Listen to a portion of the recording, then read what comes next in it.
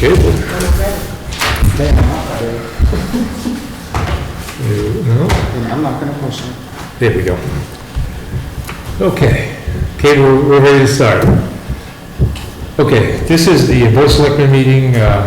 We're on a summer schedule, but we've scheduled a meeting tonight because we have a lot of stuff to do. So there's a special meeting Wednesday, June 21st, 2017. So I'd like to open the meeting with a pledge of allegiance. I pledge allegiance to the flag of the United States of America and to the republic for which it stands, one nation, under God, indivisible, with liberty and justice for all. Mr. Chairman, while we're standing, I would like to mention the passing of Mrs. Irene Brooks at the age of 100. Irene lived on, I believe it's Park Street. It's the street that faces the mill across the common there.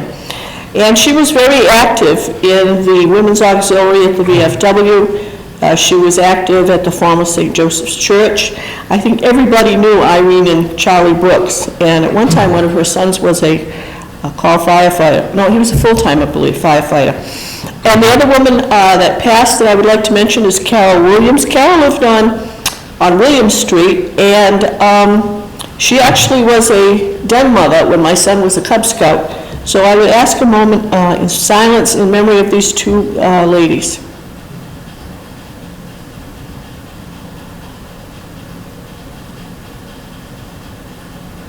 Thank you. And our condolences to the family. Yes. Families. Thank you, Nancy. You're welcome. Quite a list of items tonight. But let's start with public input, but there's only one public here, so if you have any input. I don't have them tonight, Okay. thank you. Thank you. Okay, let's do old business. There's a number of issues that I just want to discuss and come to consensus or understanding of what we can or cannot do, or what you think we shouldn't do. The first one is there's a camper that's been parked down on Pleasant Street, apparently for some time. The situation is that the owners of that camper, they're an elderly couple. Their daughter owns the property that they have the camper on. And what happened was they're moving to Dayton. They had a purchase and they put their house in the market. They had a purchase and sale agreement on a piece of property in Dayton. Their house sold, and the purchase and sale fell through on the house in Dayton. So basically, they had no place to go. They've attempted. They've told Jim Aguirre investigated this. They told him that they tried to find a campground that would take them for a couple of months. And anybody that knows anything about camping, generally campgrounds won't take you for that long a period of time unless you're a seasonal camper. So they had no luck there. What they do is they generally are there during the week, and on the weekend they go to a campground, dump their sewage and stuff, and then come back and are back down the street. So they have a purchase and sale on a house that's supposed to close in mid-July. I talked to Jim today about it, and I think what he recommended we do is to do an enforcement action. It's a zoning violation. The zoning law says that you can have a camper such as this for 7 days and only 7 days, and then it becomes a violation. So what Jim suggested we do, and the standard for zoning is a 30-day notice. We will give them an enforcement action of 30 days, which will take us beyond the point where they said they're going to close on the new property. And certainly if it's not resolved at that point, then we'll continue with whatever has to be done to alleviate that situation. So, How many days are they over the 7 days? well, it's like off and on. They'll be there for 6 days or so, and then they'll go to the campground, and then they'll come back. So it's been continuous. I mean, it really is continuous. They're given a break in the middle. I guess the point is, even if he does an enforcement action, the only thing we can do at this point is give him a 30-day notice, because that's the standard that zoning does to enforce zoning bylaws. So, Has Jim, so Jim has talked to them. Has Jim seen the PNS on the second property, new property? Okay, but it's in Dayton? Yes. Is that our understanding? So they're gonna, I mean, yes, so my feeling about it also is they're gonna be Daytonians, they're gonna be our neighbors, they're new people to Dayton, and I think, we need to force our zoning laws, and certainly. I don't think we have any options except to follow the rules that the Right. town has. Right, yeah, I mean. which goes up. Maybe in the meantime, if they do pass on their house in July, that'll take care of that, and if they Right. don't, Then we're back to the enforcement. they will have their 30-day notice. Right, and at that point, if it doesn't, then they've got to make some other arrangements, so are you comfortable with that? I mean, the bylaw is the bylaw. My only concern is the bylaw clear on, it's 7 days and that's it? Like, you can't do 6 and then come back? Like, It doesn't say that, I know the bylaw says it's 7 days, so, I mean, I guess technically, if you're there for 6 days and you go away and come back, that's, you could make an argument, I guess, but Starts anew. it's a pretty poor argument, and I don't think that's the intent of the bylaw, Right. but, And if in fact they did have a purchase and sales, and they sold their own house, and then the first right, deal didn't work out, and they now have another one, they're trying to comply. right, yeah, So, and from a standpoint of the town's bylaws, it's clear what we have to do. So I will make a motion that we give them the 30-day notice as required by the town bylaw, and have the building commissioner follow up on it. second. okay. Any further discussion? Okay, all in favor, say aye. Aye. Okay, that motion carries. Okay, we have another issue, this perpetual yard sale on 138, is it down beyond, it's just beyond the police station. Across from Lane Garden, used to be Right. Lane Garden, near Chase Avenue. Right by the river. Now, this has been an issue for many, many years. Certainly, I've been in Dayton for almost 8 years, and it was an issue when I got here, so. The only difference now is he's changed, it used to be just a yard sale, he's reselling old stuff. Now, it's changed somewhat in that, you go by there, I went by there just last week, and all of a sudden, he's got flowers out there that he's selling. I saw those, yes. So he's really operating a retail business, if you will. It's not just a reselling business, so. So in order for him to continue with that, he has to do a site plan that has to go before the planning board. So, again, Jim's recommendation is, again, the standard is a 30-day notice. That we give him a 30-day notice that he has to comply, has to go before the planning board with a site plan, and that once that gets resolved, whatever happens, happens. So at this point, this is a planning board issue, you would It's a planning board issue. say? Yeah. Okay. I don't think it's a zoning issue because it is zoned industrial commercial. So it's really not a zoning issue if he wants to run a business there, but he has to run a business that And he has conforms to to go through the... what the planning board requires. Correct, and go through that process. Because like everybody else. issues with parking, there's issues with with several things, so, but again, that's not our purview really, that's just the planning board. That's a planning board issue, so. This is just Jim's recommendation, I just want to make sure we're all on board and we're doing this publicly so that people can understand the situations and be aware of them. So do we need to act on I anything? think we just need, I like a, I just Because like if it's planning, then it sounds Right, like... but Jim has got issues, The 30-day notice? yeah, so I would just. Okay, that's what we're acting on, motion correct. to direct Jim to Issue the issue zoning. the 30-day notice that this person has to comply with planning. Mr. Chairman, I make a motion that we allow our building commissioner, Mr. James Aguirre, to issue a 30-day zoning enforcement action to this address doing the yard sale on Route 138. I'll second it. Any further discussion? If not, all in favor, say aye. Aye. Aye. Motion carries. Next, DeRosa Landscaping. There's a number of issues with that, but the one we need to talk about tonight is, he's running a flea market down there on Sunday. The bylaw says that you can't run a flea market unless you get a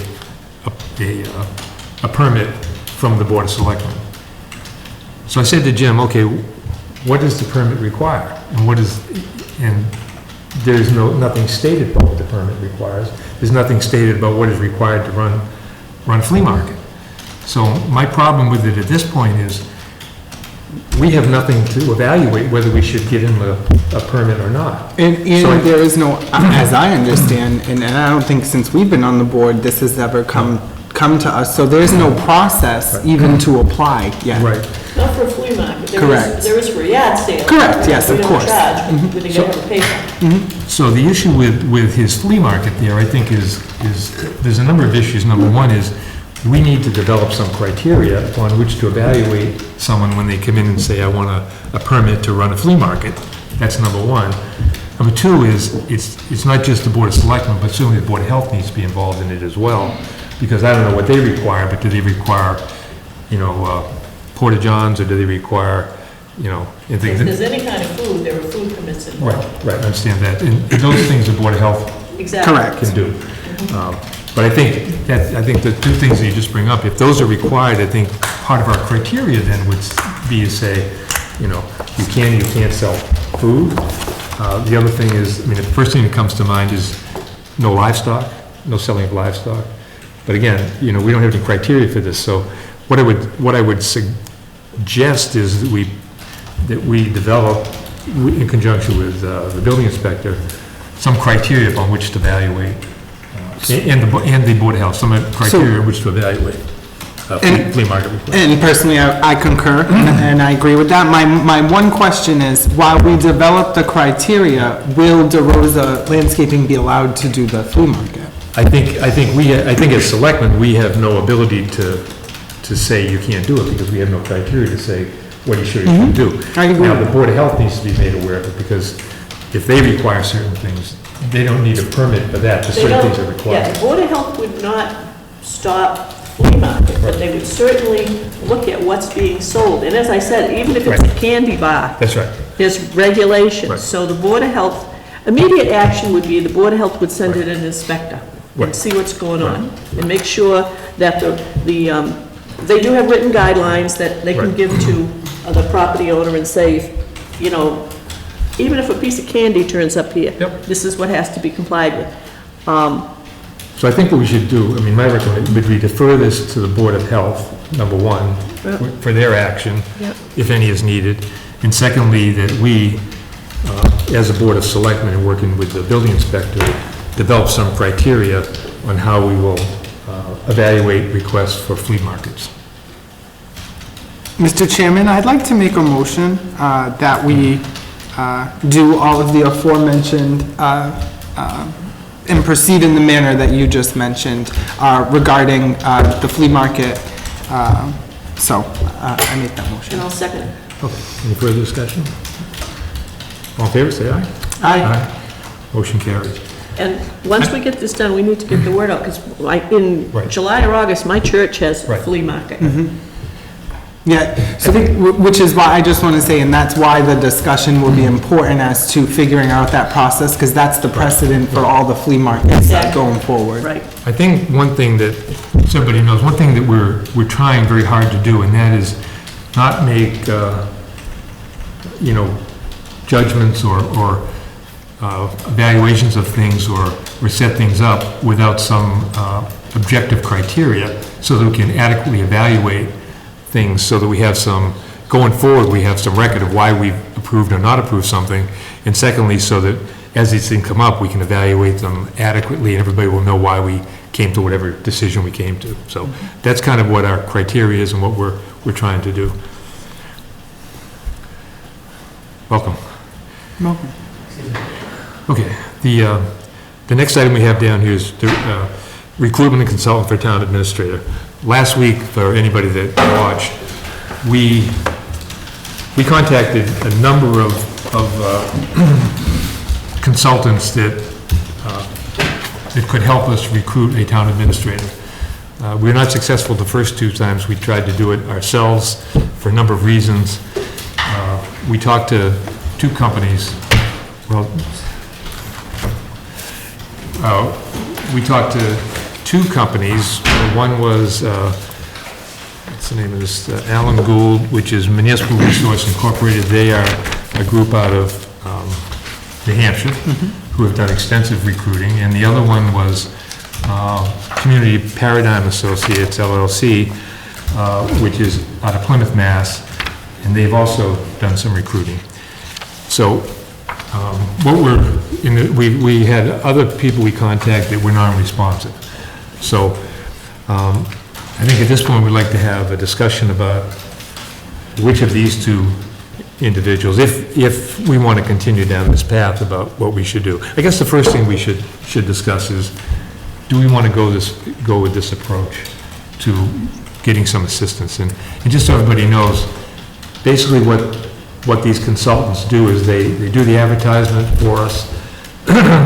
They also have connections, because people know, town administrators know them and know that that's what they're doing. So if somebody's interested, they'll be in touch with them, for example, to put their name in the hat. And then they identify candidates. They say you probably get 50 applications. They would weed that down to about 15. And then they have, the Community Paradigm is really a one-man operation. The MRI group is multi people working on the situation. And they would narrow that down to probably 5 to 7 candidates.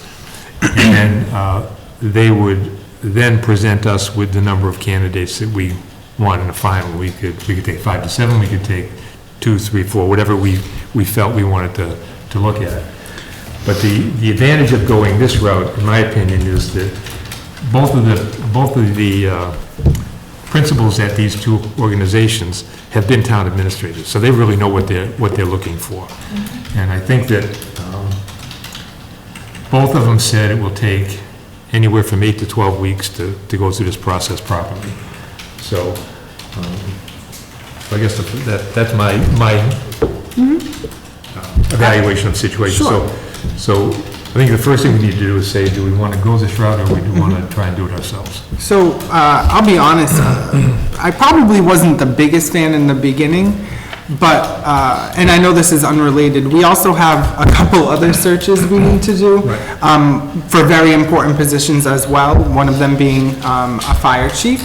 So given those facts, personally, I feel very comfortable now pursuing this route, given, the evolving circumstances, correct? Right.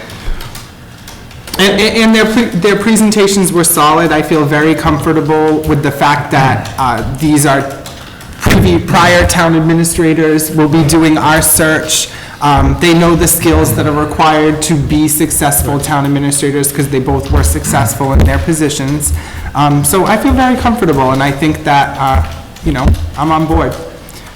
Yeah, as far as using a consultant, I contacted Mass Municipal Association because a town manager who sits on the same committee that I do said, if you're not having luck, why don't you contact MMA and ask them what they would recommend? And they did recommend trying a consultant because we have not been successful. We've attracted people, but they're gone before we have gotten them. And I think the other thing too is, I'm sure that any potential candidates are going to know we've gone through this process a few times. And I think dealing with a consultant, a professional, they're a step back, and so they can talk to them and say, what's happening in Dayton, or what happened? And I also think it shows that we're serious about getting a town administrator. As a symbol, I think that shows potential applicants that we're ready for And it. I also feel that the people that we had served on the committees worked very hard, they did their very best, and this is no reflection on the work they did. So, but I think it's time. Yeah, I would agree. I think the committee did the best they could. I think they worked very hard, and they gave us some good candidates, but the timing was that we lost our 4 top candidates to other positions, so. And not the committee's timing, also the timing of how long the job was posted, I actually and no where it was form of the posted. committee. Actually, to be honest with you, That one just tells who you are. Oh, I'm sorry. We know who he is. Regulars. Thomas Berkwin, 3076 Hunters Hill Drive. I served on the couple of rounds of town administrative committee. I was the clerk. And I like the town quite a bit and want to help the town out. But basically, we really, like towards the end, we really got excited that we had this thing in the bag, that we had this thing wrapped up. And we felt good, we were really, Right. I mean, this is how I felt. I was disappointed. We felt They good. got hired, we lost, We thought felt we good. finally had it, yeah. We felt good about the 4 candidates we Yeah. had. And So the other thing I think we're gonna do this time is, no reflection on your committee. I think we're gonna do away with the screening committee and have those applicants be presented. I think we have to streamline the I think the process. consultant, if you will, is going to do the screening. Right. And and then bring candidates to us for us to look at. And the other thing too is, the clock keeps It's ticking. ticking, yeah. And with all the work that the committee's done, the work that this board has done, we gotta try something else and see if we can get this position nailed down. Just get involved in it the short time I have been with the town. Now that we've separated the Board of Health, that's been a positive step to relieve some of the pressure. It's a lot of work, and we really do need somebody in Yeah, that absolutely. position. Yeah. Believe me, we And do. we know that, you know that, you ran on that. So I think the first issue that I'd like a motion to vote on is that we go with the consultant route rather than trying to do this ourselves. I'll make it, Mr. Chairman, I make a motion that we hire a consultant to do the town administrator search. I second that, Mr. Chairman. Any further discussion? If none, all in favor say aye. Aye. Motion carries, okay. So now the next question is, we have 2 proposals here. One proposal from Community Paradigm Associates gives us a base fee of $8,400. And, let me go back a little bit on the process we would use. They would go and do all the background and present us with the candidates, and then we would take it from there, and we would then interview the finalists, make the final decision, and move forward from there. The base fee proposed by Community Paradigm Associates, $8,400. The fees associated with MRI range from $6,500 for a very basic search up to $16,000 for a more extensive one. I think as we talked to them last week, I think my feeling was with MRI, they would also be in the $8,000 or so range. We'd have to really sit down with them and, give them some more details about what we're looking for and all that kind of stuff, job descriptions, and talk to them about the timeframes and all that kind of thing. Is the 16,000 maximum just the base fee? No, $16,000. That's all inclusive? The It's 16, a range, yeah. it's a range, might not hit that. But the 16. No, what I mean is, We don't want is to there do- something, is that the base and then there's also some No, other no. fees? Because I We feel like. nail them down to that. Okay, But the 16,000, it's not gonna ever get that high, because we don't want that kind of a search. That would be if they were to come in, identify people, run several different meetings, search committees, yeah, no. public input, that kind of stuff, and we don't need them to do that. We're not gonna have a search committee. If we do any public input, we'll do the public input. So I think when we talked to him last week, he told us somewhere in the $8,000 to $9,000 range. So I think they're comparable with costs. Would you all agree with that? Yes, The absolutely. timeframe, we were hoping we were gonna get Speedy Gonzalez in here, well, that isn't gonna happen, no, And it's we- not gonna happen. And we need to make sure it's done right. Exactly, Now, we want a successful, right, yeah. Yeah, it says here, fees for services are based upon a specific recruitment and selection process that is structured for your unique circumstances, so that's certainly reasonable. right. So I think, my personal opinion is that I think Community Paradigm is very knowledgeable. He's not been doing it for that long. He was a town administrator for many, many years. so he has the knowledge for it. However, he's kind of a 1 to 2 man show. He doesn't have a lot of staffing. I think in the other case of MRI, the way they talked, they've been doing this a long time. They gave us a list of all the people that positions that they filled. They gave us a number of recommendations that speak very highly of them. And I think that I'm more comfortable with going with MRI, only because I think... Well, now that we've got something in writing, so am I, because last week when we interviewed, we actually did a telephone interview. The other man was here and gave us paper, so there was nothing to look at until, but we do have this now, and I'm looking at the communities where he has successfully placed people in managerial positions, not only town administrators, but other town manager positions, finance and whatever. So I'm willing to make a motion that we contact MRI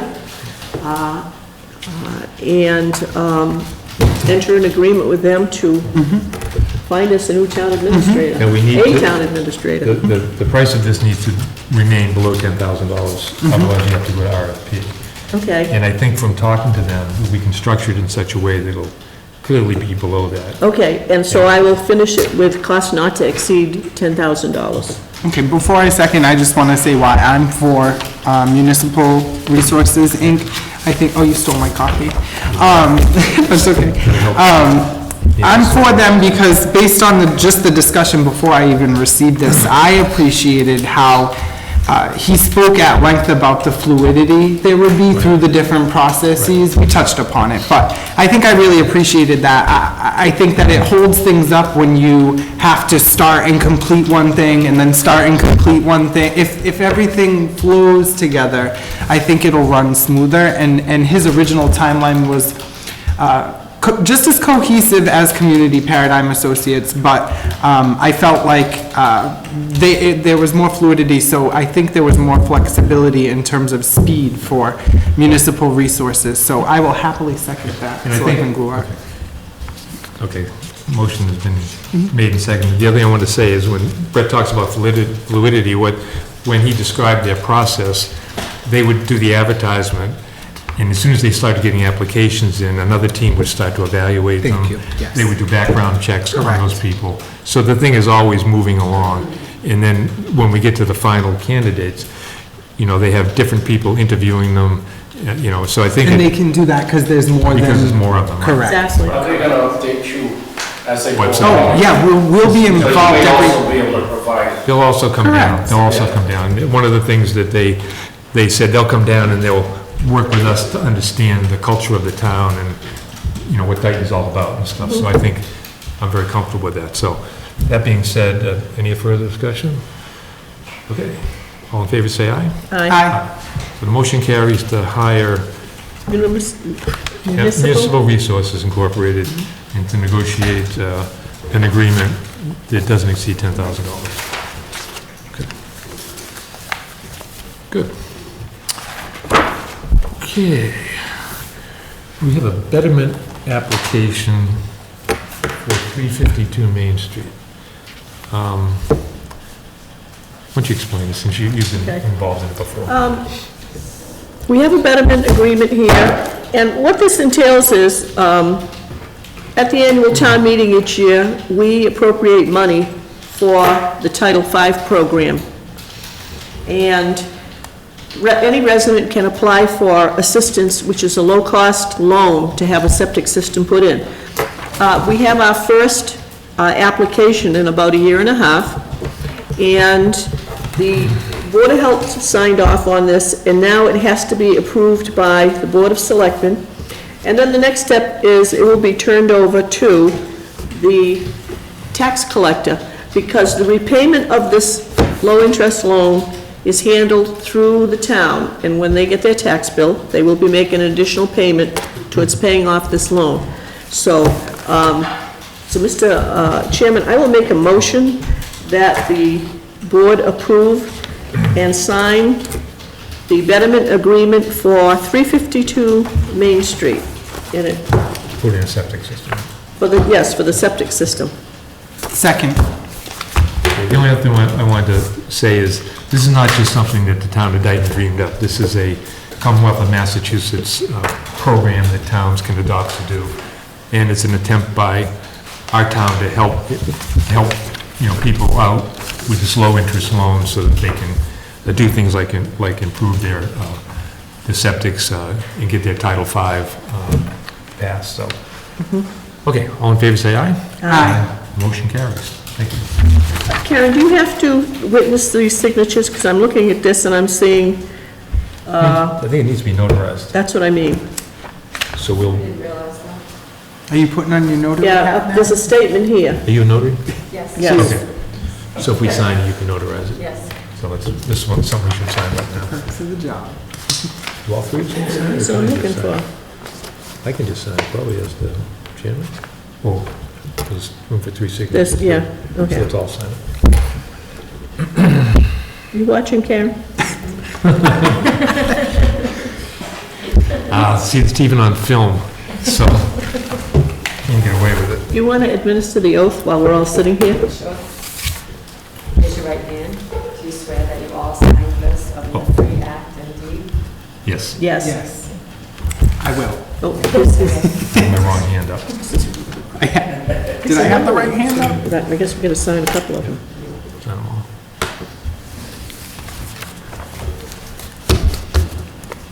This is a very good program, folks, and if anyone else out there is facing a septic system replacement, you should check into this with the Board of Health to find out what the going rate of interest is.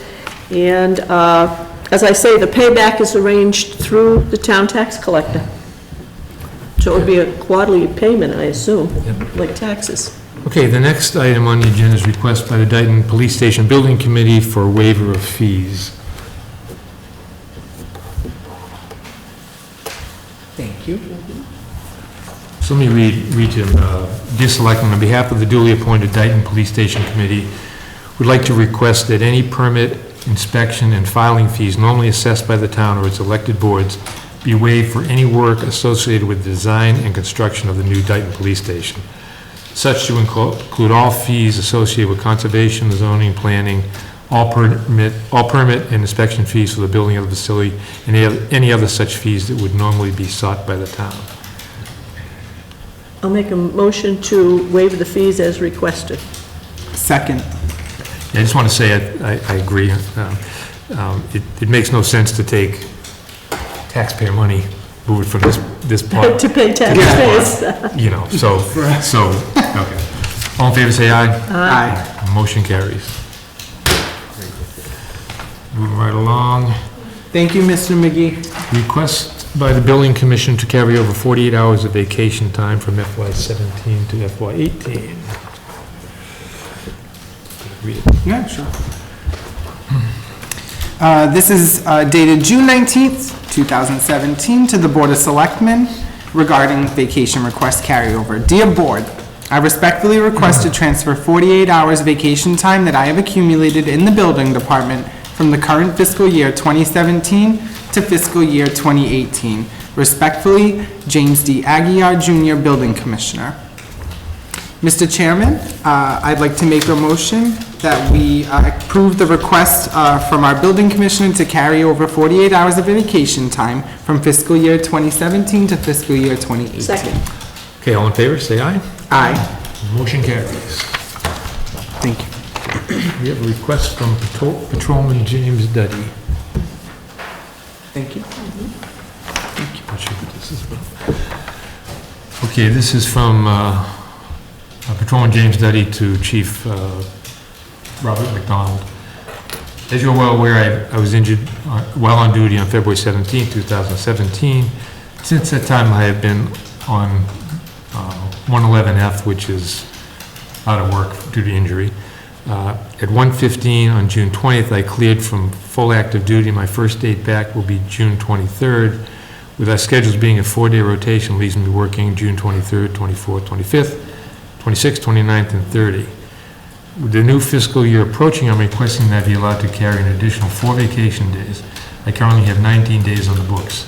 I realize that contractually we are allowed to carry 10 days vacation and cash out 5 days vacation time. However, given the circumstances, I am asking that this request be accommodated. Thank you for your consideration. So he's asking for, I think he's asking for an additional 4 vacation days to be carried over on top of the 10 that's allowed. Is that correct? yes. Okay. Well, what about the other days? There's a total of 19. I don't know, I think he must be... Is he gonna take He must be taking, five? he's not asking for 19, so... Did He's Bob at- give us a recommendation? Chief McDonald? I don't have one, but I think It he wouldn't gave be- us No, this, formally, so. you just but gave the. he wouldn't have volunteers. forwarded it if he didn't. Yeah, if he didn't. Recommend it, Yeah, so. that's what I figured. Okay, let me see it. I don't have a problem, personally, I don't have a problem with the request. I'm just trying to wrap my mind around how many days it's gonna be. We're only asking for 4 more, so he's asking to carry 4 extra. He says so an additional 10. 4, so it's 14 days. He's evidently got 10. 10 Is- is He's already got 10. Oh, and then he addresses the extra 5. That was my question, was about the 5. He says something Oh, about to cash it. out the 5 days. So he's gonna cash out 5 and carry 4. I Okay, believe I under understand. the contract, they don't have to, they can carry it over under the contract 10 days. He wants, so, and he's saying, I want to get paid for 5, and I'd like to move 4 14, over. correct. So it'll be left, yeah, okay, so, Yep. Mr. Chairman, I move that the board grant the request of Patrolman James Duddy to carry forward 4 additional vacation days, and this is due to the circumstances and the time period during which he was unable to use this vacation time that was related to an injury on the job. Second. Could you repeat that? No, I'm kidding. Okay, all in favor, say aye. Aye. Motion carries. Thank you. Glad you're feeling better. Yes, glad to have you back. Officer Duddy. James, yep. Okay, we have a number of road opening requests. We have a road opening permit request Thank you. for Columbia Gas. You want to read them? Sure. I don't want to have all the fun. You want to read one? Okay, so this is the first request that I have here. It's for a road opening permit for Columbia Gas at 293 Jennifer Lane. It's dated June 21st, 2017, Columbia Gas of Massachusetts out of Brockton. Permission is hereby granted for a road cut at the following location with all necessary appurtenances. Install new gas service at 293 Jennifer Lane, Dayton, Massachusetts, 02715. Whenever possible, pipes are to be jetted under the roadway. Any unsuitable material will be replaced with gravel and 2 layers of 2-inch compacted asphalt for a total of 4 inches of asphalt. All gravel to be compacted in 12-inch layers. The road is to be placed back in the same or better condition as when the project was started. Highway superintendent must be notified within 72 hours of work. Thomas Ferry, Highway Superintendent. Okay, so I make a motion that we approve the road opening permit for Columbia Gas at 293 Jennifer Lane. Second. Okay, all in favor, say aye. Aye. Motion carries. Mr. Chairman, I have another request from the gas company, and this one is for a new service at 329 Jennifer Lane, under the same conditions that were just read by Selectmen Zagrafis. So I will make the motion to approve the road opening permit for 329 Jennifer Lane. I second that, Mr. Chairman. Okay, all in favor, say aye. Aye. Motion carries. I just wanted to make one comment. We will have our new website up very shortly, probably sometime next week. My hope is to coordinate with Highway Superintendent Ferry on if there are certain roads that have work on them and there are detours for traffic, so we can notify residents via a banner at the top of our new webpage. So I will keep everybody updated on this as we progress. Along those lines, Karen, would you make a note when Mr. Ferry returns, if we could have an update on Horton Street? The issue on Horton Street, there's the culvert on Horton Street was collapsing, and he did some temporary repairs, and I know they're ready to start permanent repairs. They had to wait till the water went down, so Yeah, and they ordered he ordered the supplies. supplies to do it. Yeah. So if you go on Horton Street, just drive slowly over those metal plates. Okay. Heed the signs. Heed the signs, right. Okay, we have a letter of appreciation. I have it already. Karen? You gave, it was under the road permit. I should have told you, I should have put a pressure on it. Where is that? No. We like her I too just want to much. say publicly too, Karen does a tremendous job for us. Thanks. We were panicking last week because she was on vacation, but we made it through. We got her when she returned. Anyways, so this is addressed to Mr. Adam Latham, landscape instructor at Bristol County Agricultural High School, 135 Center Street, Dayton. Dear Mr. Adam, on behalf of the residents of Dayton, please accept our thanks and appreciation for the work you and your students did in preparing the estimate for plantings on the Farrell Backland property on Center Street as part of the sidewalk project. All appraisals have been accepted. We're in the process of getting the easement documents prepared for recording at the Bristol County Registry of Deeds. We hope that this project provides an interesting and informative learning experience for your students who worked on it. And again, I really extend our thanks to the high school, to Mr. Latham, but also to Bristol Aggie, who does a lot of good stuff like that, so. I'll I entertain. make a motion that we send a letter of thanks and appreciation to Adam Latham, and it's copied to the superintendent, the department head, and the principal. I second that. Okay, all in favor, say aye. Aye. Folks, how this came about was, I think you all know that when we have a land taking and easements, we have to hire appraisers. The appraiser that does the land valuations does not do landscape architecture. So the board gave me permission to contact the Aggie School to see if their arboriculture department would be interested. They said they were. We gave them a copy of the engineering plans from John Delano and gave them all the information so that from the beginning process, those students got to see the layout of the sidewalk, saw the plantings, and actually got to work on a honest-to-goodness real project that's going to happen.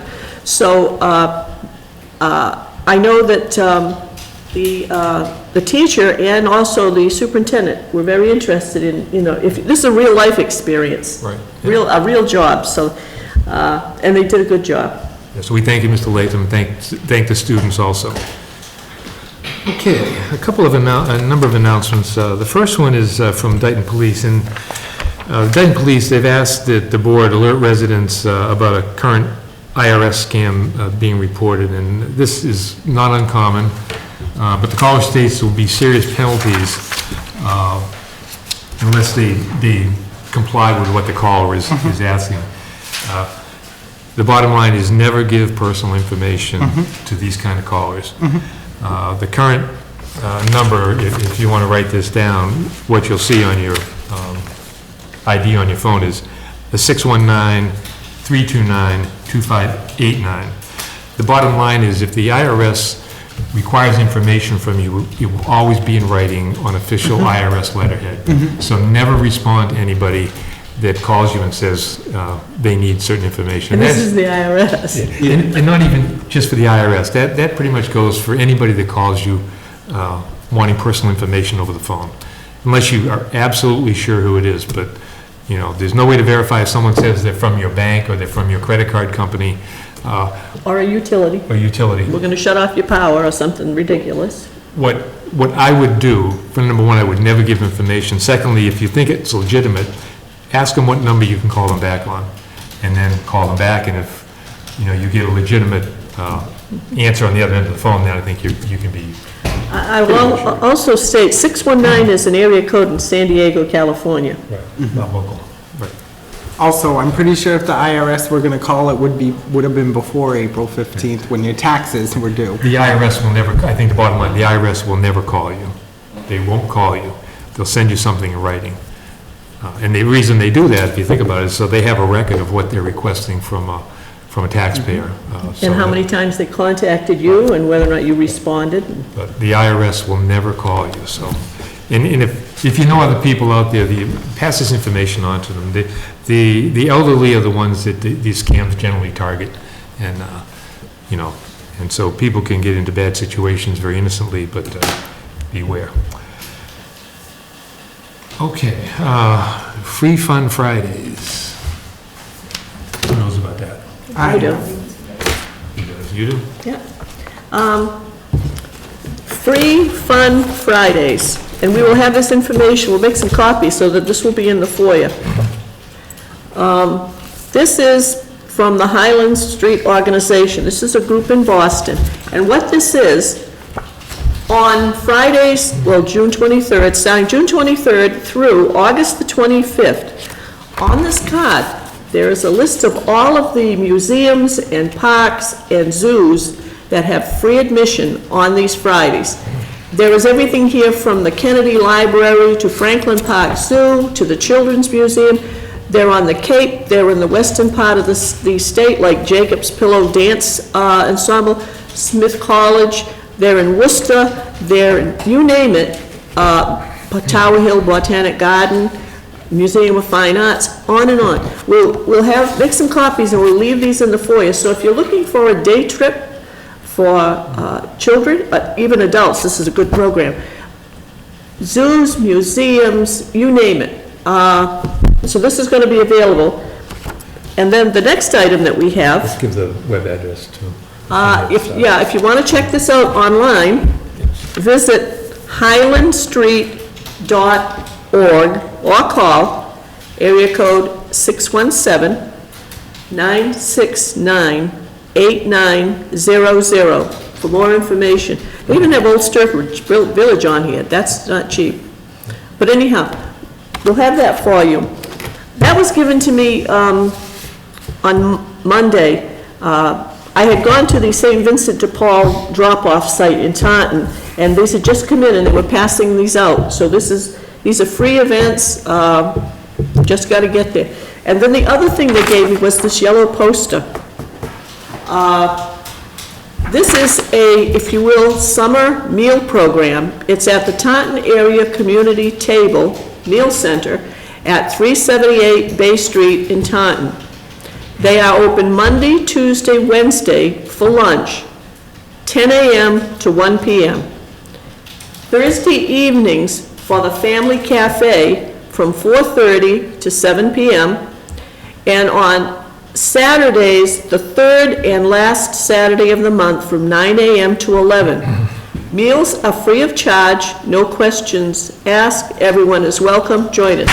So this is not sponsored by a religious affiliated group or anything else, but I can tell you that a number of the food banks that have fresh food and items that they can't hold over till the next food bank do donate to this program. This will also be available in the foyer. I don't see a phone number, but it's 378 Bay Street, Monday, Tuesday, Wednesday for lunch. And with school closing, which means children who get lunch at school, obviously, this might be an option for people in need of assistance. So we will have these out in the foyer too. I want to go back to the Fun Fridays. There's really a lot of stuff on. I mean, Museum of Fine Arts is on here, Tanglewood is on here, Boston Athenaeum, if I said that right. But so it's a lot. There's a lot of things for both children. Boston Children's Museum, MIT museums. There's a lot of things for both children Even and Franklin adults. Zoo, and I haven't seen Right, that so- on there. So a lot of very USS Constitution Museum, Plymouth Plantation. So a lot of very good stuff. Whaling Museum, Whaling. Patriots, what do they call Patriots? It's up at the stadium. Hall of Fame, yes. So Yes. it's a lot of interesting stuff. So take advantage of it if you have the opportunity. Okay. Brett's figuring out where he's going. Do we have a letter? We got a letter from the Dayton. I was, she's right. So we just got a letter from the Veterans Service Officer over in Dayton, Jake Kramer, and it just really addressed all participants and patrons. The 2017 Memorial Day Parade was an exceptional success. Even with Mother Nature knocking on our door, the participation from Dayton and Rehoboth was tremendous and very promising for years to come. The size of this year's parade was large, even with last-minute postponements due to the rain. Ceremony was conducted for the second time at the Rehoboth Veterans Memorial, and was a success with many to come. Your commitment added to this year's overall success, honoring all of our fallen soldiers and their families, is the true meaning of this holiday event. The fallen comrades' families, along with the host family, extend appreciation for everyone's efforts. Your appreciation is greatly, your participation is greatly appreciated. Signed by Jake Kramer, a veteran service officer. So it was a pretty lousy day, but the rain did hold out, and that was a good thing. It was a nice parade. It was a nice parade. It was a good parade this year. Yeah. Okay. We want to do the acknowledgements. I'll start them because there was one I wanted to do that's not on here. I'm going to do this one out of order just because I think it's important. I'm So going to put you out of order if you do something that's not the written. Board of Selectmen is now on our, we're on our summer meeting schedule, so we meet bi-weekly. We're meeting tonight because we had a lot on our plate that we couldn't wait till next week. We will be meeting every other week during the summer. Normal meeting schedule will resume on September 6th, 2017. I mean, I want to say, the bottom line is if we have things we need to meet about, we're going to meet because, some things just don't slow down just because it's warmer outside. So I appreciate our all coming Can I here. say I appreciate you guys coming in, Thank you. as a citizen. Thank you, Tom. So the other thing I want to mention is that town services are also bi-weekly on Wednesdays from 6:30 to 8. So it's not open tonight, and we're also not really supposed to be here. It will be open next Wednesday from 6:30 PM to 8 PM, and it will follow our schedule bi-weekly going forward, okay? So I just wanted to make that note. I know there had been questions. We will post that on the website and on our Facebook page as well. Trash bags, sharps, disposal containers, and recycling stickers are all for sale at the Board of Selectmen's office. Please call 508-669-6431 for more information. There are vacancies on the Historical Commission, Land Use Committee, and Capital Outlay Committee. Also, the Community Preservation Committee has an opening for a Historical Commission representative and an opening for an at-large member. The Dayton Lions Club Food Bank distribution will take place on June 24th in the lower level of Town Hall from 8 a.m. to 9:30 a.m. The Dayton Police Department is currently accepting applications for a full-time police officer. Applications may be downloaded at daytonpd.org and submitted to the Board of Selectmen's office here at Town Hall until 4 p.m. on July 6th, 2017. Dayton Historical Society will be hosting its annual Strawberry Festival this Saturday, June 23rd, from 11 a.m. to 3 p.m. at the Dayton Lions Pavilion. And finally, last but not least, the Taunton Area Vietnam Veterans Association will be hosting their annual cruise night Saturday, June 23rd, beginning at 3 p.m. behind Town Hall. Should be fun. You'll find my parents there. They will be there. They go every year. I have one announcement. Next Wednesday night is the last scheduled meeting of this board for fiscal 17. This is the meeting when the Board of Selectmen makes all of its annual appointments. When we were asking for people to volunteer for some of the committees, I had said, come on aboard and try it.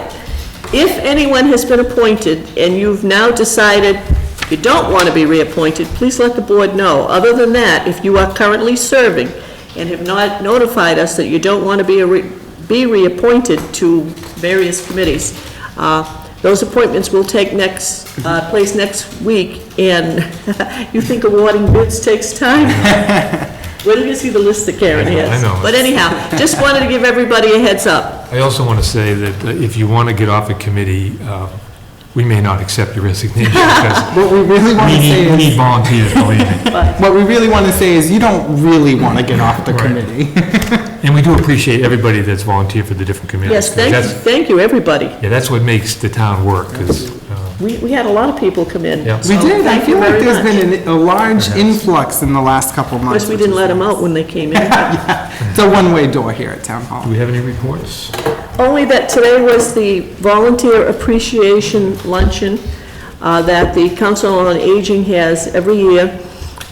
This is an opportunity for the Council on Aging and Mrs. Alice Souza to recognize those who volunteer services in the program, whether it's the the people who provide entertainment in some cases, or the Sojourn Bear Project, the gentleman who is available for small repair jobs to help people out. So everyone that has helped out in some form or manner, or donated goods or whatever, prizes for bingo. There was a luncheon today, it was very nice. There was a good cross-section of people there, and so thank you, Alice, and for all you do for our senior citizens. I'd also just like to thank, and Selectman Goulart and I said this at the meeting, we'd just like to thank all the volunteers and everyone, and all the employees at Primetime and COA who again are making life in our town as best as possible for our seniors who we love. So thank you very much, And everybody. Alice always talks about the number of hours at minimum, if they were paid at minimum wage, and we're talking thousands of hours, and we're talking literally hundreds of thousands of dollars in donated time. Which by now, after 5, 6, 7, 8, 9, 10, we're into the millions Yeah, now. yes, so We absolutely. appreciate all of that. Absolutely. Thank you very much, everybody. Okay, we have an acknowledgement of a donation, I believe, Thank you. from Primetime, from Sheila New, the Assistant Program Manager. We are pleased to inform you that the Primetime has received a donation in the amount of $30. As usual, the donations are turned over to the town accountant and deposited in the Primetime gift and donation account.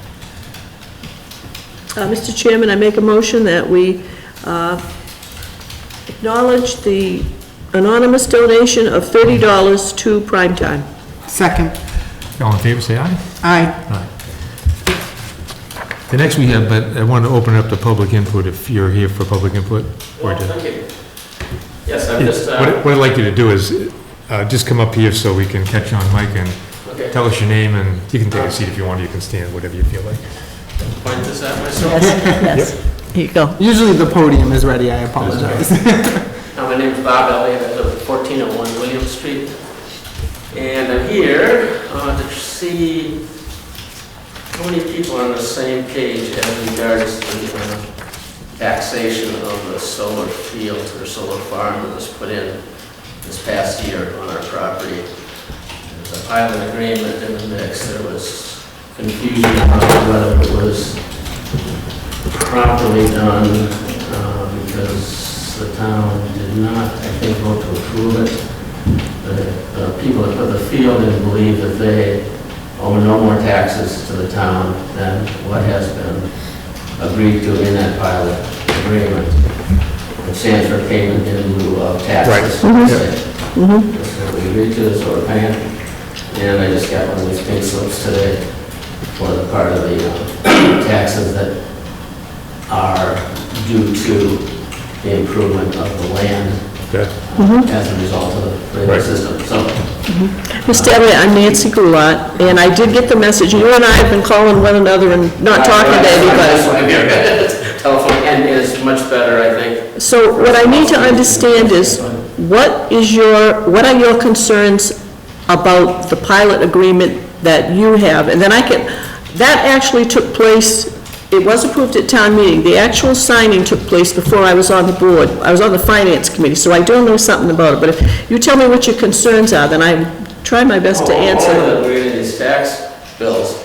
You're getting real estate tax bills. Right. All right. On the part of On the land where the units are sitting, correct? it. That's correct. Okay. Was the land chapter land before you entered into the agreement with the solar company? Meaning, Yes. it was not taxed as house lots, it was, That's correct. okay. I don't know the reason. When, what happens is, when you agree to enter into an agreement with a company to put those solar panels on your property, the contents of the agreement between you and the company are your responsibility. Those are not part of what the town gets involved in. What the town gets involved in, and what we voted at the town meeting a year ago in June, was to approve the pilot agreement. The pilot agreement with the town of Dayton, and whoever that solar company is, states that the town of Dayton will bill the solar company for the personal property taxes for those solar panels that are mounted on the property. And instead of that bill fluctuating over the life of the project, an agreement is negotiated that they will be even payments for so many years, resulting in the 20 years times whatever. It's $3,500 a year. I have the agreement right there, yeah. Okay, so, Cable, could you pan over so you can get Mr. Elliott on camera as well? Okay. Maybe not. So anyhow, what is required at town meeting is, once that pilot agreement is negotiated with the solar company, not the property owner. The town of Dayton does not have an agreement with you, they have it with that solar company.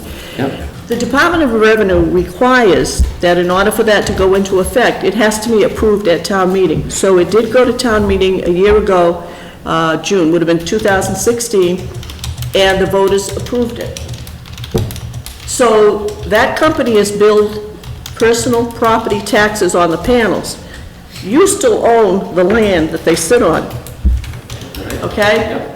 When your land was in chapter, you were paying less taxes because it was chapter land. What, if you explain, when you say chapter land, so everybody knows what chapter land means? Was it considered farmland? I think it was agricultural. Agricultural, okay. So, because it was agricultural land, you were being taxed at a lower rate than you would have been if it had been considered house lots, buildable house lots. When you entered into the agreement with the solar company, the usage of the land changed. All right, it's no longer agricultural. It came out of agricultural, it's probably in commercial or business, is the rating of it now. The zoning changed. Yes, yeah.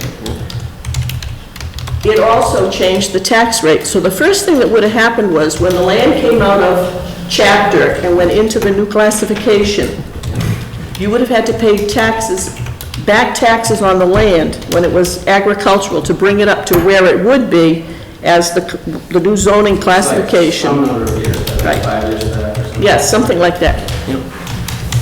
Still with you. Once that happened, Yep.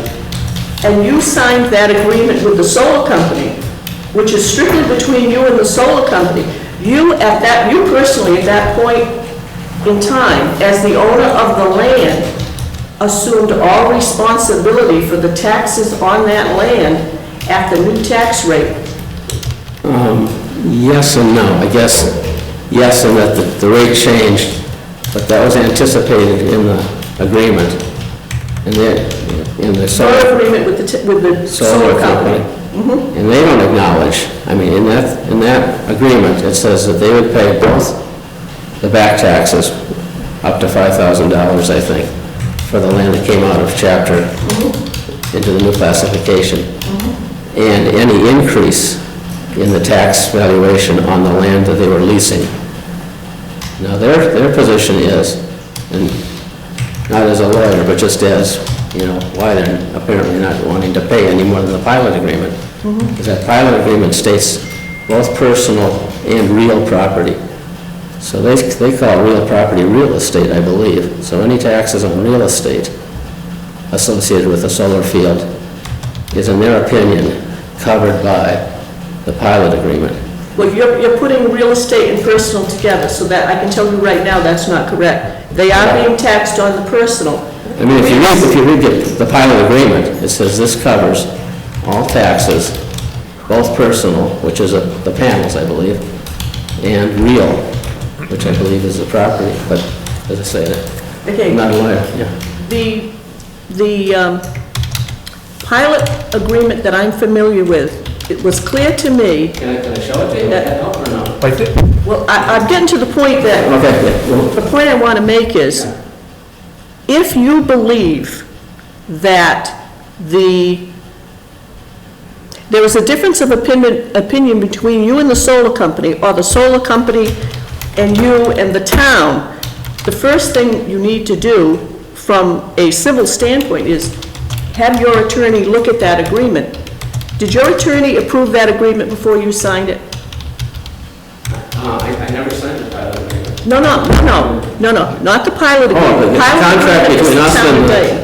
the solar company was heavily attorneyed, Okay, yeah. whatever arrangement you made with the solar company regarding taxes on the land is what appears to be in question.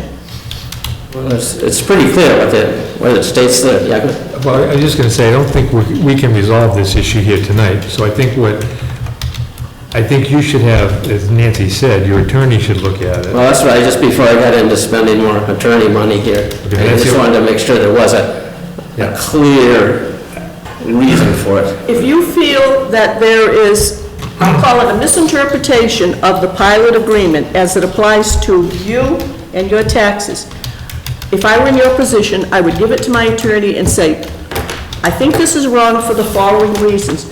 Would you read this? And if you agree with me, please prepare a letter, send it to the town of Dayton, because what's going to happen when it comes into the board, it'll go to town council, because we're not attorneys.